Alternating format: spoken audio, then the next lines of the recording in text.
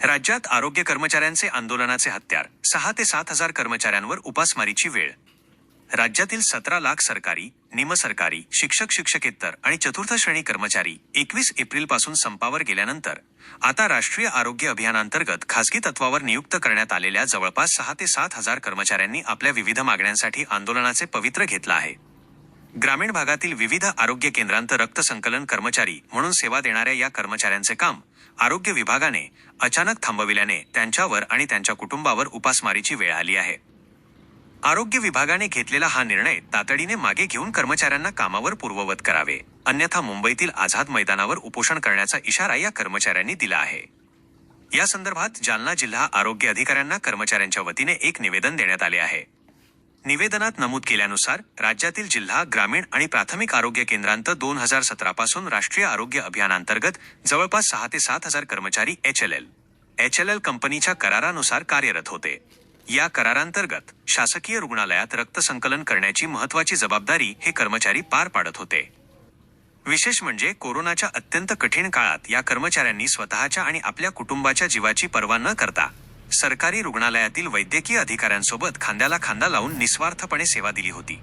मात्र फेब्रुवारी 2026 मध्ये आरोग्य संचालकांच्या एका पत्रानुसार वैद्यकीय अधिकाऱ्यांनी या कर्मचाऱ्यांना रक्त तपासणीचे काम न देण्याचे आदेश दिले।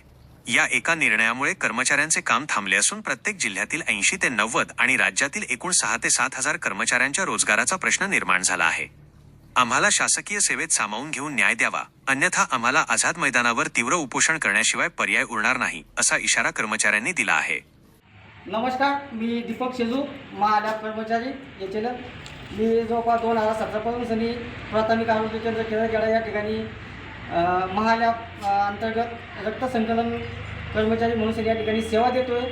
आणि 2-3 दिवस झाले माननीय संचालक साहेबांनी आदेश काढले की HLLचे जे कर्मचारी आहे यांना बजेट नाही देण्यासाठी म्हणून त्यांना निलंबित करण्यात यावं।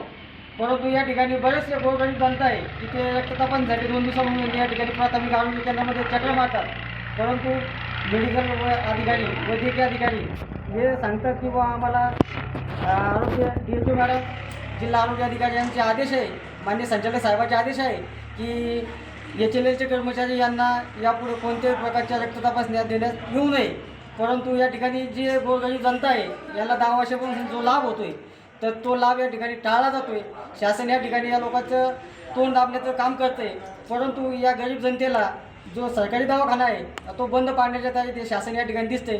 तरी वरिष्ठ अधिकारी, महाराष्ट्र राज्य आरोग्यमंत्री यांनी या गोष्टीकडे तातडीनं लक्ष देऊन आपल्या आरोग्य डिपार्टमेंटमध्ये, आरोग्य विभागामध्ये जे काही सेवा बंद करण्यात आलेल्या आहेत तर त्या सेवा ताबडतोब चालू करून या गरीब मायबाप जनतेला न्याय देण्याचं काम करावं। चक्रा टाकावं लागल्या, लगेच आमचं काम होत गेलं आणि एक